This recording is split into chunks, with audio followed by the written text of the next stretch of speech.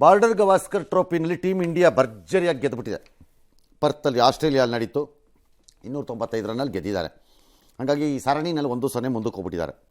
ನಮ್ಮವರೇನೋ 534 run ಬಾರಿಸಿದ್ರು, ಅವ್ರು 288ಕ್ಕೆ ಹೋದರು. ಎರಡನೇ ಇನ್ನಿಂಗ್ಸಲ್ಲಿ 8 ವಿಕೆಟು ಕ್ಯಾಪ್ಟನ್ ಬುಮ್ರಾ, ಹಾಗಾಗಿ ಮ್ಯಾನ್ ಆಫ್ ದಿ ಮ್ಯಾಚು. ಸರಿ, ಹಂಗಾಗಿ ಅದನ್ನು ಮೊದಲ ಪಟ್ಟಿನಲ್ಲಿ ಮೊದಲ ಸ್ಥಾನಕ್ಕೆ ಬಂದ್ರಂತೆ ಭಾರತದವರು.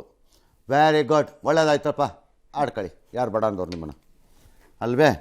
ಎಸ್, ಉಕ್ರೇನ್ ರಷ್ಯಾ ಉಕ್ರೇನ್ ಯುದ್ಧ ನಿಲ್ಲೋ ಲಕ್ಷಣ ಅಂತೂ ಕಾಣಿಸ್ತಿಲ್ಲ. ದಿನ ಕಳೆದಂತೆ ಉಗ್ರ ಸ್ವರೂಪವನ್ನು ಪಡ್ಕೊಳ್ತಿದೆ. ಉಕ್ರೇನ್ ಮೇಲೆ ರಷ್ಯಾ ನೂರಾರು ಗ್ಲೈಡ್ ಬಾಂಬ್ ಅನ್ನು ಪ್ರಯೋಗಿಸ್ತಾ ಇದೆ. ಕಳೆದ ವಾರ 800 ಕೆಬಿ ಶ್ರೇಣಿಯ 1500 ಕೆಜಿ ಭಾರದ ಬಾಂಬ್ಗಳನ್ನು ರಷ್ಯಾ ದಾಳಿ ನಡೆಸಿತ್ತು. ಇದಕ್ಕೆ ಪ್ರತಿಯಾಗಿ ಉಕ್ರೇನ್ನ ಬ್ರಿಟನ್ನ ನಿರ್ಮಿತ ಸ್ಟಾರ್ಮ್ ಶಾಡೋ ಕ್ಷಿಪಣಿಗಳನ್ನು ರಷ್ಯಾ ಮೇಲೆ ಹಾರಿಸಿದೆ. ಘಟನೆಯಲ್ಲಿ 500 ಉತ್ತರ ಕೊರಿಯಾ ಯೋಧರು, ರಷ್ಯಾದ ಲೆಫ್ಟಿನೆಂಟ್ ಜನರಲ್ ಸೇರಿ 18 ಅಧಿಕಾರಿಗಳು ಮೃತಪಟ್ಟಿದ್ದಾರೆ. ಸಂವಿಧಾನ ಪೀಠಿಕೆಯಿಂದ ಸಮಾಜವಾದಿ ಜಾತ್ಯತೀತ ಪದ ತೆಗೆಯುವಂತೆ ಕೋರಿದ್ದ 3 ಅರ್ಜಿಗಳನ್ನು ಸುಪ್ರೀಂ ಕೋರ್ಟ್ ವಜಾ ಮಾಡಿದೆ. ಸಂವಿಧಾನವನ್ನು ತಿದ್ದುಪಡಿ ಮಾಡುವ ಸಂಸತ್ತಿನ ಅಧಿಕಾರ ಪೀಠಿಕೆಗೂ ಅನ್ವಯಿಸುತ್ತದೆ. ಇಷ್ಟು ವರ್ಷಗಳ ಬಳಿಕ ಈ ಪ್ರಕ್ರಿಯೆಯನ್ನು ರದ್ದು ಮಾಡಲಾಗದು ಅಂತ ಸಿಜೆಐ ಸಂಜೀವ್ ಖನ್ನಾ ಮತ್ತು ನ್ಯಾಯಮೂರ್ತಿ ಸಂಜಯ್ ಕುಮಾರ್ ಪೀಠ ಹೇಳಿದೆ.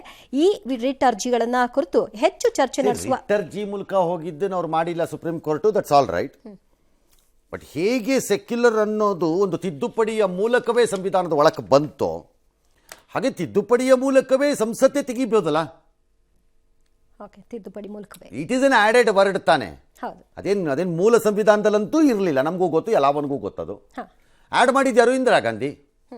ಅದನ್ನು ಹೆಂಗೆ ಸಂಸತ್ತಲ್ಲಿ ಅವತ್ತು ಆ್ಯಡ್ ಮಾಡಿದ್ರು, ಹಾಗೆ ತೆಗೆಯಕ್ಕೂ ಹಕ್ಕಿರ್ಬೇಕಲ್ಲ. ಅದು ಸಂಸತ್ತೆ ತೀರ್ಮಾನ ತಗೋಬೇಕು ಅದನ್ನು, ಅಲ್ವೇ?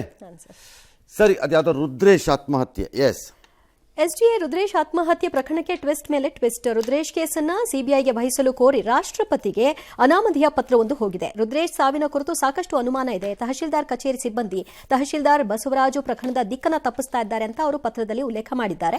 ರಾಷ್ಟ್ರಪತಿಗಳಿಗೆ ಬರೆದ್ರೆ ಅವ್ರು ಸಿಬಿಐ ಕೊಡಕ್ಕೆ ಬರಲ್ಲ. ಈಗೆಲ್ಲ ಎಲ್ಲೆಲ್ಲೋ ಕಾಗದ ಬರ್ಕೊಂಡು ಹೋಗ್ಬಿಟ್ರೆ ಆಗಲ್ಲ. ಹಾಗೇನಾದರೂ ಇದ್ದರೆ ಸರಿಯಾದ ಸಾಕ್ಷ್ಯಗಳು ಡ್ಯಾಶ್ ಡ್ಯಾಶ್ ಯಾರು ಹೈಕೋರ್ಟ್ನ ಅಪ್ರೋಚ್ ಮಾಡಬೇಕು. ರಾಜ್ಯ ಸರ್ಕಾರ ಕೊಡಲ್ಲ ಅಂತ ಆದರೆ, ರಾಜ್ಯ ಸರ್ಕಾರ ಕೊಡೋದಾದರೆ ತೊಂದರೆ ಇಲ್ಲ. ರಾಷ್ಟ್ರಪತಿಗಳು ಏನು ಮಾಡ್ಬೋದು, ರಾಷ್ಟ್ರಪತಿಗಳಿಗೆ ನೇರವಾಗಿ ಹ್ಯಾಂಡ್ ಓವರ್ ಮಾಡೋ ಹಕ್ಕಿಲ್ಲ. ಹಾಗಾಗಿ ಅವ್ರಿಗೆ ಕಾಗದ ಬರೆದ್ಬಿಟ್ಟು ಸುಮ್ಮನೆ ನಿಮ್ಮ paper waste, postal charges waste. ಹಾಂ,